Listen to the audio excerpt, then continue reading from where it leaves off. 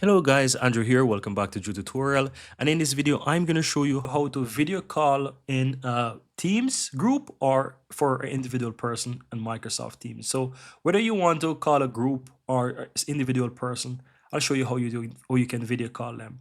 So in a group, you can just simple look to the upper right hand side and you'll find a drop down. It's going to show like a little, let's say, voice or meet now. It's called meet now really.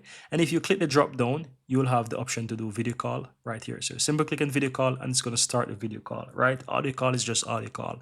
And so that's how you do it for, let's say, a group. For a person, just want to go ahead and start a chat and find a person. So if I type in Mike, for example, and click on Mike, it's going to open up. And so I'll be able now to, let's say, start a conversation with Mike. And once I open up the chat with Mike, you will see right here that I have the video call icon right here. And so I can easily go ahead and click on video call and it's going to start calling Mike.